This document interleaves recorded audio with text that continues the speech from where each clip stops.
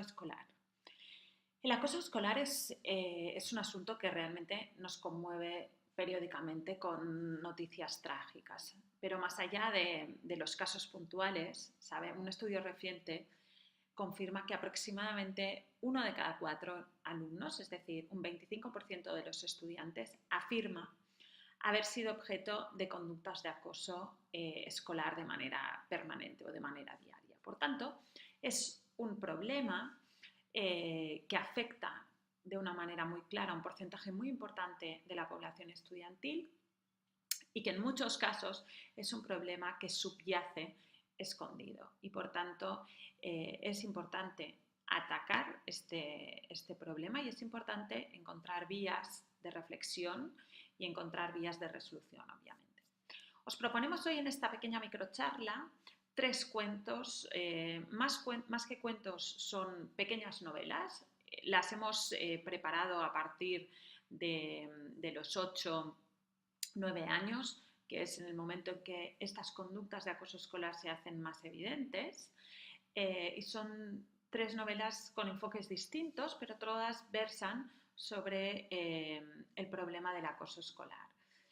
Algunas nos dan una visión de resolución, una estrategia de resolución, otras nos dan más una estrategia, una visión interna de qué es lo que ocurre cuando hay una situación de acoso escolar. La primera que os recomendamos es Magdalenas con problemas, de Ana Bergua.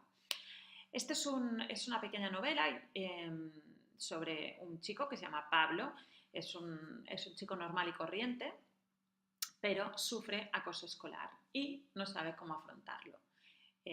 Se dibuja una situación de acoso y se dibuja también esa disyuntiva de qué es lo que hacer, de cómo librarse de aquellos que le están haciendo la vida imposible. Es una novela narrada en primera persona en el que el protagonista, Pablo, nos va contando sus sentimientos, sus preocupaciones y nos va contando todo el proceso hasta encontrar con la solución.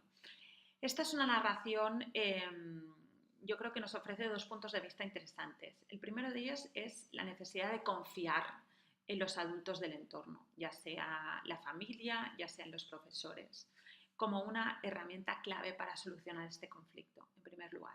Y en segundo lugar, aboga también por la autoestima como la base del respeto. Si yo me quiero a mí mismo, si yo me siento bien conmigo, va a ser muy difícil que otros me hagan sentir mal, porque recordar siempre que el poder, entre comillas, de hacernos sentir mal lo otorgamos nosotros, es decir, alguien que tiene una buena autoestima, alguien que se siente bien consigo mismo, que acepta sus propias limitaciones y sus propios, digamos, áreas que no se siente tan cómodo, pero aún así las acepta y se quiere, va a ser mucho más difícil que sufra una situación de acoso escolar. Por tanto, Magdalenas con problemas nos puede llevar a la conclusión o a la reflexión sobre estos dos grandes temas, la necesidad de confiar en el adulto y la necesidad de quererse a uno mismo. El segundo que os proponemos es El Club de los Raros, de Jordi Sierra y Fabra. Jordi Sierra y Fabra es un autor que ha sido premiado y además es un autor con material muy interesante para estos lectores a partir de 8 o 9 años. Conecta muy bien con este target de lector. Y tiene El Club de los Raros, es un libro que a mí me parece muy importante, lo que nos acaba contando la necesidad de aprender a reírse de uno mismo, la necesidad de aprender a aceptarse a uno mismo, aunque uno no sea perfecto, porque nadie lo es, ¿no? En el fondo trabaja también sobre esta idea de la autoestima y sobre esta idea de que nadie es perfecto y hay que aprender a quererse mucho.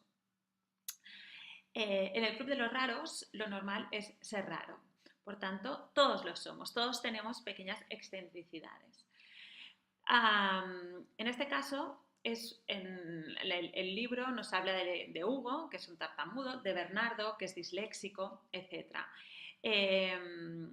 Estos dos compañeros, el matón, entre comillas, de la clase, les hace la vida imposible porque piensa que son raros.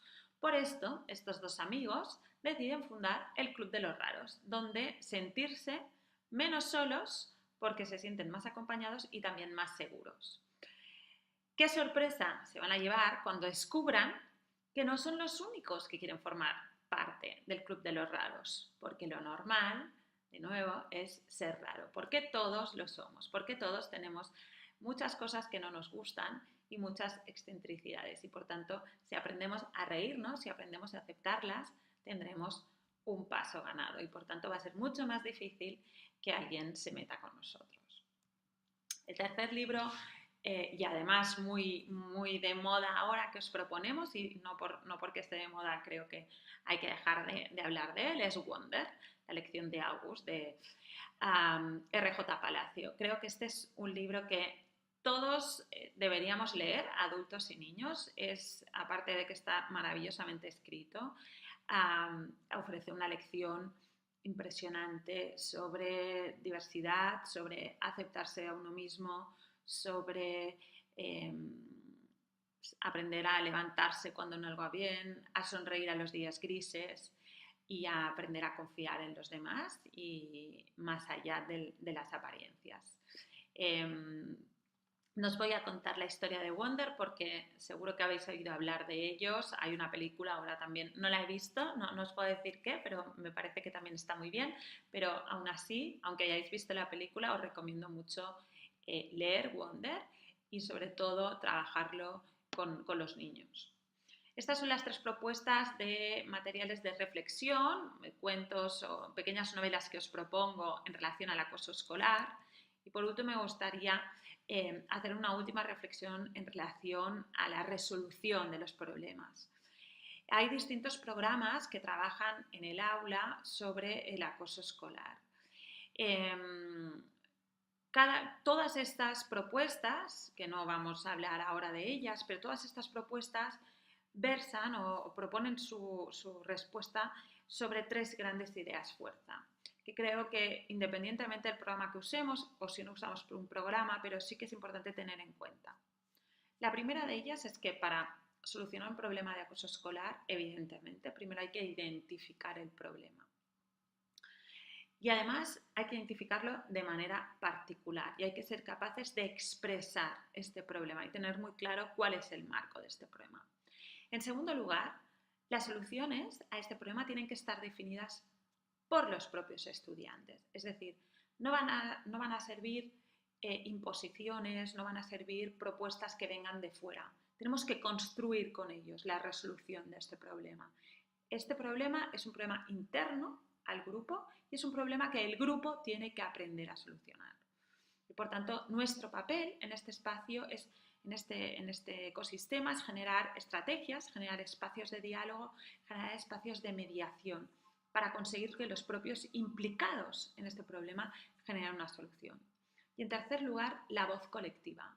No ocurre el acoso escolar si no hay una voz colectiva que lo permita, si no hay un entorno que aunque no lo diga, justifique.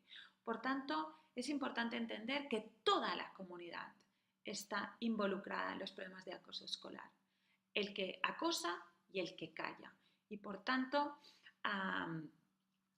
cuanto más trabajemos dinámicas de cohesión, cuanto más trabajemos dinámicas de cooperación, cuanto más trabajemos dinámicas de autoconocimiento, de autocontrol, en el fondo, de competencias socioemocionales básicas, menor será la incidencia de este tipo de problemas. Por tanto, un aula, siempre decimos que un aula conflictiva, un aula excesivamente conflictiva, es un aula en el fondo que tiene una falta de habilidades socioemocionales básicas y por tanto el trabajo de base, ya no para solucionar un problema concreto, pero el trabajo de base en materia de educación socioemocional básica nos va a reducir de manera drástica los problemas de acoso escolar. Gracias.